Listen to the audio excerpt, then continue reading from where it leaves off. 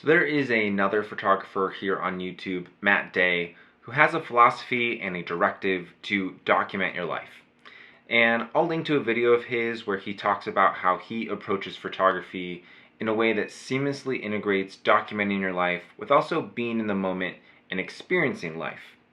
But in this video, I want to talk about how I experienced this and applied this philosophy this past summer. But before we get there, this year has seemed like a year of just every camera manufacturer putting out amazing equipment that can capture, undoubtedly, amazing photos and video.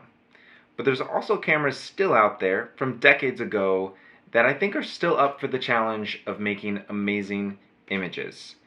And for me, that is my Nikon FM film camera paired with the 50mm f2 and of course Portra 400 film inside. And so this past summer, there were times where I was very intentional about only taking my Nikon film camera and not my digital camera so that I had a little bit of delayed gratification, not so much the instant gratification.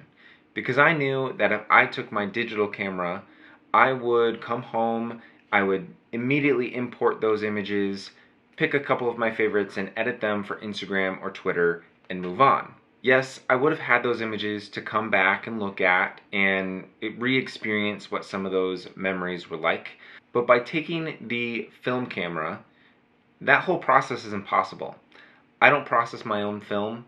I send it off to a lab and I have to wait for them to process it and send those back to me. And this summer I took that a step further by not sending any of my film, any of the finished rolls, off to the lab until the end of the summer. I wanted to be able to see all of them together and see what the entire season of summer 2020 was for me just by going through those rolls of film. So I sent all of the rolls off at the end of September and received them about a week later. I think it was the first week of October.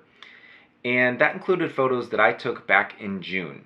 And so there's definitely moments in here that I didn't remember.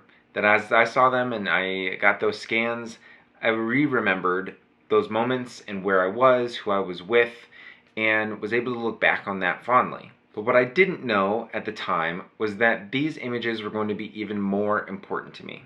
Because this was the last summer that me and my wife got to have with our dog Kedzie. This summer we took her on hikes and trails and to parks and all sorts of things, and I know that she had a blast doing all of that. But between the time that we finished up these rolls and sent them off to the lab and then getting those scans back, we had to say goodbye to our dog unexpectedly. So when we got these scans back, I was even more grateful to be able to spend time with these images and look at those memories and moments where I know that she was having a good time. So no matter if it's on film or on a digital camera, if it's on your phone, that you are documenting your life, that you have photos that you can look back on, that you're creating memories that you can just reflect on and appreciate through the power of photography. But with that, I'm going to share with you some of the images that I made this summer. Some of these are better than others. They are not anywhere close to photographically perfect. Compositions are not necessarily on point.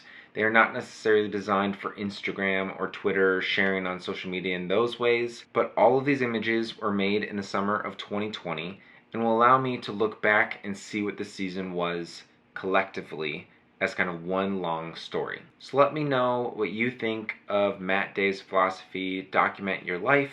If you have your own projects and photos or videos that you've created doing so, link that below. I would love to check it out.